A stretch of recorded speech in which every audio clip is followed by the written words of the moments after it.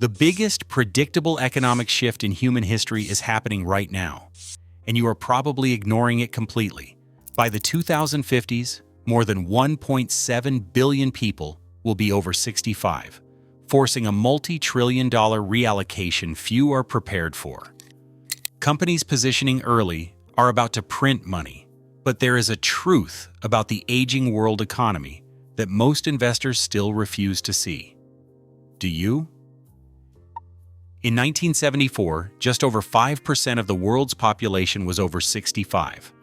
Fast forward to 2024, and that share has doubled.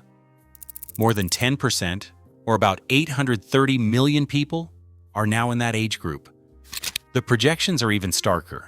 By 2074, more than 1 in 5 people worldwide will be at least 65 years old. That means the global elderly population will more than double in a single generation, reaching 1.7 billion by the 2050s. This is not just a story about Europe, Japan, or the United States. The world's most populous countries are aging at breakneck speed. In China, the aftershocks of the one-child policy are sending the working-age population into steep decline. India's birth rate has fallen to around 2 children per woman, setting it on a similar path. Brazil, long considered a young country, now faces a rapidly graying population. Emerging markets, once defined by youth, are seeing their population pyramids invert almost overnight. The economic footprint of older adults is already massive. In the United States alone, people over 50 generate $9 trillion in economic activity each year and control more than 80% of household wealth. But every healthcare system, pension plan, and insurance model in the world was designed for a population that simply does not exist anymore. The numbers are unmistakable. The entire global economy is being reshaped by an aging population, and the pace is only accelerating. After World War II, medical science achieved what had once seemed impossible. Antibiotics, vaccines, and public health campaigns pushed life expectancy from the mid-50s to the low 70s in just a few decades. Countries across North America, Europe, and Asia watched their populations grow younger and healthier, fueling economic booms and swelling workforces. But this era of youth did not last. By the 1980s, birth rates began to plummet. Japan was the first to confront the consequences. Its fertility rate dropped to 1.3 children per woman. Europe soon followed, and today many countries struggle to reach even replacement levels.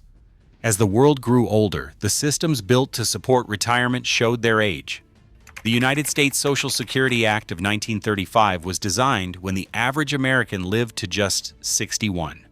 Policymakers assumed most people would work until 65 and spend only a 10-year retirement.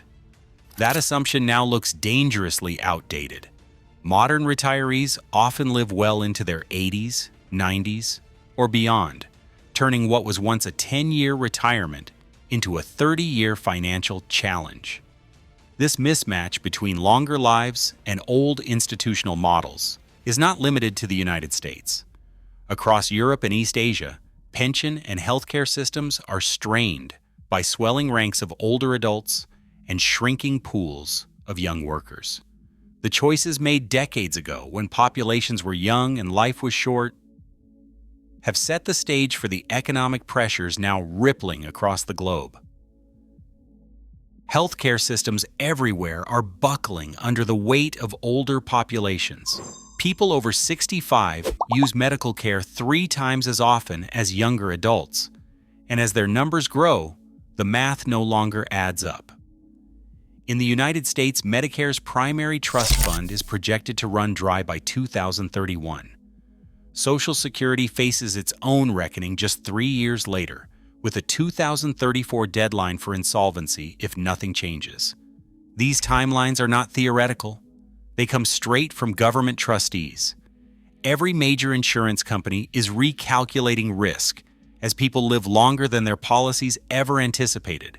Chronic conditions like diabetes and heart disease are now managed for decades instead of years, driving up costs for everyone.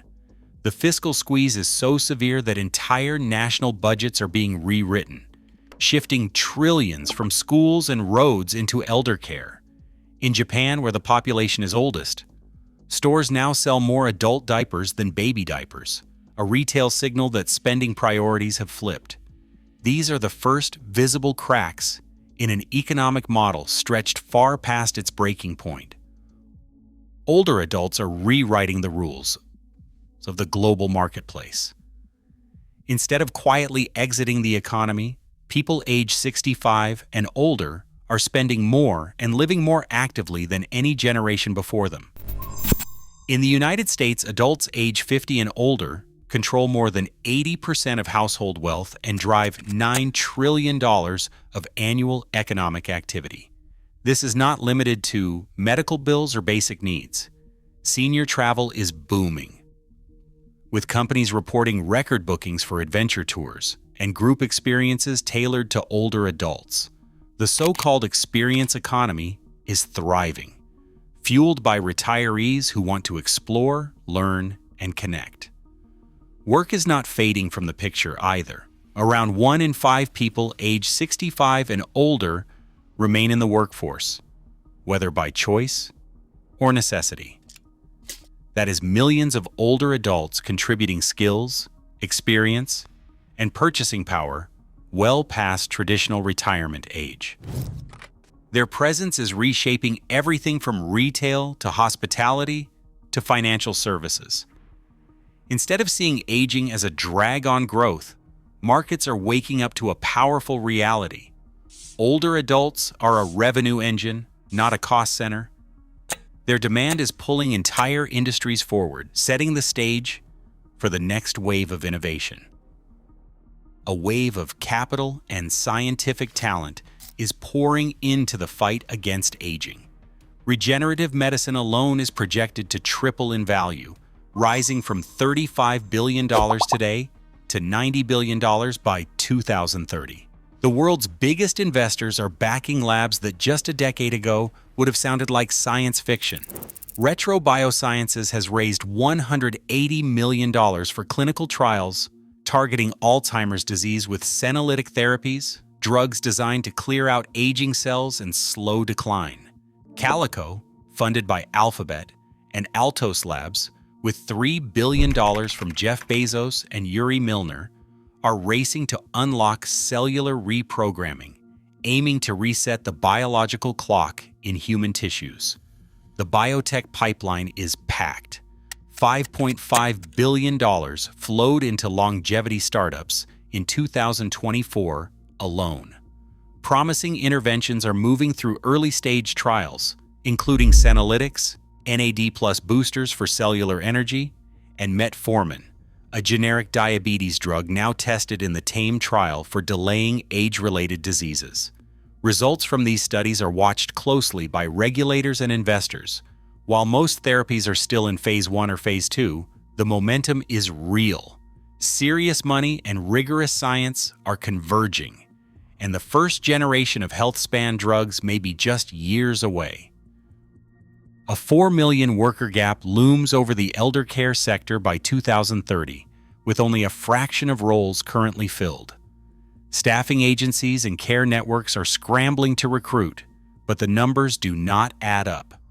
That's where assistive technology steps in. Remote monitoring platforms now let a single nurse oversee up to 5 times as many patients, slashing emergency visits by nearly 40%. Smart home sensors and AI-powered fall detection cut caregiver hours and keep more seniors living independently. Chronic disease management has become a recurring revenue stream as companies build subscription models around diabetes and heart care. The formula is simple. Wherever aging creates a constraint, capital flows to the solution. For millions of Generation X adults, the realities of aging aren't abstract. They are personal and relentless. Across the United States, 53 million people now serve as unpaid caregivers, many juggling full-time jobs, children, and the daily needs of aging parents. The economic value of this hidden labor reaches $470 billion a year, yet the toll goes far beyond money. Caregivers often drain savings, sacrifice careers, and face a heightened risk of depression. The burden does not fall equally.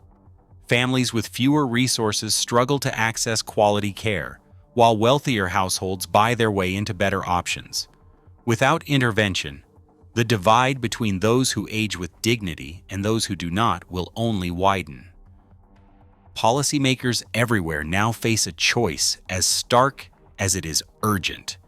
In Japan, a bold overhaul of long-term care insurance in 2000 slowed runaway costs and kept more elders at home, proving reform can work.